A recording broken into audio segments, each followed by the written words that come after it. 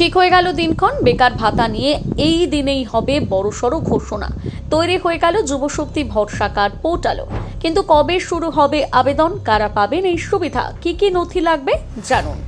যুবশক্তি প্রকল্প, যার অধীনে বাংলার বেকার যুবক যুবতীদের প্রতি মাসে ৩,০০০ টাকা করে আর্থিক সহায়তা দেওয়া হবে। সাথে প্রতিযোগিতামূলক পরীক্ষার প্রস্তুতি, ফর্ম ফিল আপ এবং অন্যান্য শিক্ষামূলক খরচের জন্য এককালীন ১৫,০০০ টাকা অনুদানের কথাও বলা হয়েছিল। যদিও এই বিষয়ে এখনো পর্যন্ত সরকারিভাবে কোনো চূড়ান্ত ঘোষণা করা হয়নি, কিন্তু মনে করা হচ্ছে আগামী ২২শে জুন বাংলার বিজেপি সরকারের প্রথম বাজেটের দিনই এই ভাতা নিয়ে বড়সড় ঘোষণা করতে পারেন মুখ্যমন্ত্রী শুভেন্দু অধিকারী। এবারে জানবো কারা আবেদন করতে পারবেন, কি কি যোগ্যতা থাকতে হবে।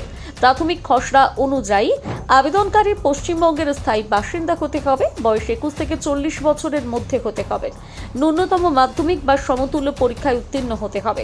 আবেদন করার সময় সম্পূর্ণ কর্মহীন বা বেকার থাকতে হবে, অর্থাৎ কোনো স্থায়ী চাকরি বা নিয়মিত কর্মসংস্থানের সঙ্গে যুক্ত থাকলে এই সুবিধা পাওয়া যাবে না।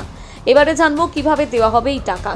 সরকারের পরিকল্পনা অনুযায়ী পুরো অর্থ সরাসরি আবেদনকারীর ব্যাংক অ্যাকাউন্টে পাঠানো হবে, অর্থাৎ ডিরেক্ট বেনিফিট ট্রান্সফার বা ডিবিটির মাধ্যমে মাসে ৩,০০০ টাকা পৌঁছে যাবে উপভোক্তার অ্যাকাউন্টে।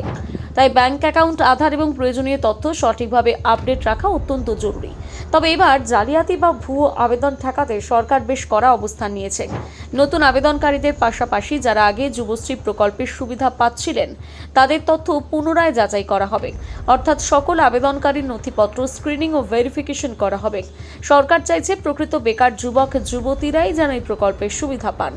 সম্ভাব্যভাবে যেসব নথি লাগতে পারে তার মধ্যে রয়েছে ভোটার কার্ড, আধার কার্ড, জন্ম শংসাপত্র অথবা মাধ্যমিকের অ্যাডমিট কার্ড, শিক্ষাগত যোগ্যতার মার্কশিট, ব্যাংক অ্যাকাউন্টের তথ্য, মোবাইল নম্বর ও অন্যান্য পরিচয়পত্র।